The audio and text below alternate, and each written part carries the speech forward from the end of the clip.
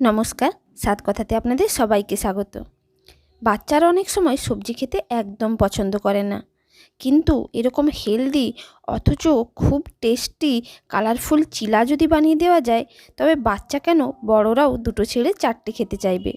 আশা করি রেসিপিটি আপনাদের ভালো লাগবে। ভালো লাগলে প্লিজ আমার চ্যানেলটিকে সাবস্ক্রাইব করে আমার সাথে থাকবেন। চলুন রেসিপিটি শুরু করা যাক। এই রেসিপিটি বানানোর জন্য সবার প্রথমে এখানে আমি একটি মিক্সির জার নিয়ে নিয়েছি। এবার এর মধ্যে দিয়ে দিচ্ছি ওটস। আগেই বলেছিলাম খুব হেলদি একটা রেসিপি এটা। এখানে আমি 1 কাপের একটু কম ওটস নিয়েছি। আপনারা বেশি জনের জন্য বানাতে চাইলে বেশি ওটস দিতে পারেন। আর দিয়ে দিচ্ছি বেসন। এখানে আমি 2 চামচ বেসনের ব্যবহার করেছি। আপনারা আরও বেশি বেসন ব্যবহার করতে পারেন। 2 চামচ বেসন দেওয়ার পর এবার এর মধ্যে আমি দিয়ে দিচ্ছি পরিমাণ মতো লবণ। লবণটা কিন্তু আমি একদম সমস্ত কিছুর মাপে দিয়ে দিচ্ছি। টেস্ট আরও বাড়ানোর জন্য এখানে আমি হাফ টিস্পুন মতো জিরে দিয়ে দিচ্ছি।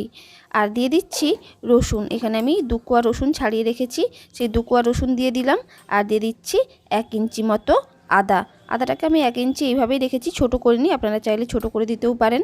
আর একটা কাঁচা লঙ্কা দিয়ে দিচ্ছি। আর দিয়ে দিচ্ছি পালং শাক, যার জন্য এতটা কালারফুল দেখতে হয়েছে এটা। আর এটা খেতেও যতটা টেস্টি হয়, তবে হেলদিও খুব পালং শাক আমাদের শরীরের জন্য। তাই আমি 10 থেকে 12টা পালং পাতা ভালো করে ধুয়ে রেখেছিলাম, সেটা দিয়ে দিচ্ছি। এবার দিয়ে দিচ্ছি সামান্য পরিমাণ জল। প্রথম ধাপে আমি অল্প পরিমাণ জলই দিচ্ছি। এবার ঢাকা দিয়ে এটাকে ভালো করে পেস্ট বানিয়ে নিচ্ছি। এই যে দেখুন, আমি এটাকে বেটে নিয়ে চলে এসেছি।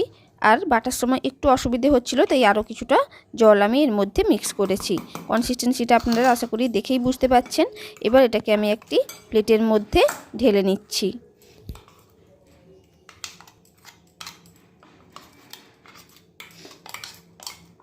সম্পূর্ণ চিলার ব্যাটারটা প্লেটের মধ্যে আমি ঢেলে নিয়েছি।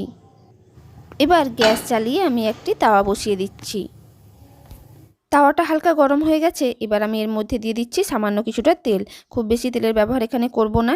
আর আপনারা চাইলে সাদা তেল দিয়ে ভাজতে পারেন বা ঘি দিয়েও ভাজতে পারেন। হালকা ঘি ব্রাশ করে ভাজলেও টেস্ট কিন্তু দুর্দান্ত লাগে। তেলটা দেওয়ার পর এইভাবে খুন্তির সাহায্যে চারপাশে তেলটাকে ছড়িয়ে দিচ্ছি। তেলটাও হালকা গরম হয়ে গেছে। এবার 1 চামচ করে ব্যাটার নিয়ে এইভাবে চারিদিকে ছড়িয়ে দিচ্ছি। যদি আপনারা একটু বড় সাইজের বানাতে চান, তাহলে 1 চামচের বদলে 2 চামচ ব্যাটার দিয়ে এইভাবে চারিদিকে ছড়িয়ে দিতে হবে। আপনাদেরকে আরেকটা দেখিয়ে দিচ্ছি, যেহেতু আগেরটা ভালো দেখা যাচ্ছিল না।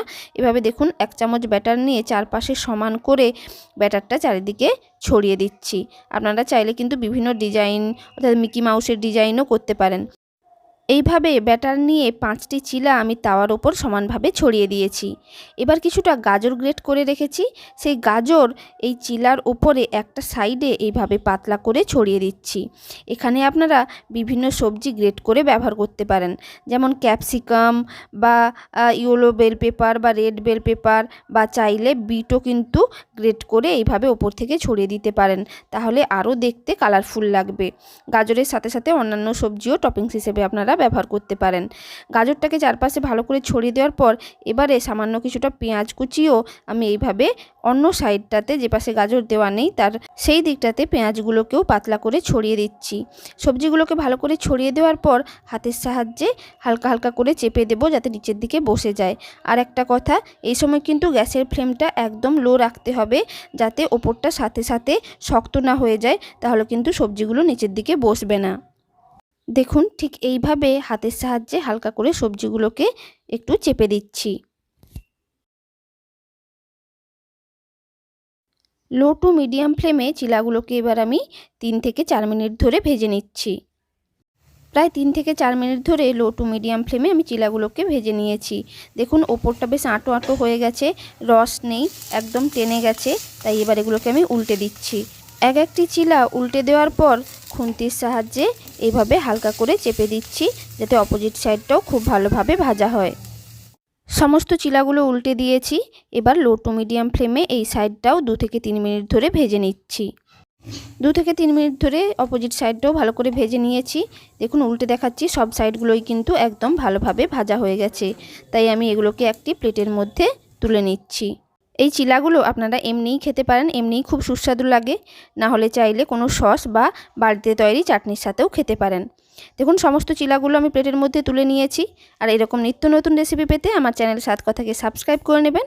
আর সাবস্ক্রাইব করার পর পাশে থাকা বেল আইকনটি প্রেস করে দেবেন, যাতে আমার যে কোনো নতুন ভিডিও আপনাদের কাছে সবার আগে পৌঁছে যায়। আর এই রেসিপিটি ভালো লাগলে একটি লাইক করে দেবেন, সবার সাথে শেয়ার করবেন আর নিচে কমেন্ট করে জানাবেন কেমন লাগলো। নমস্কার।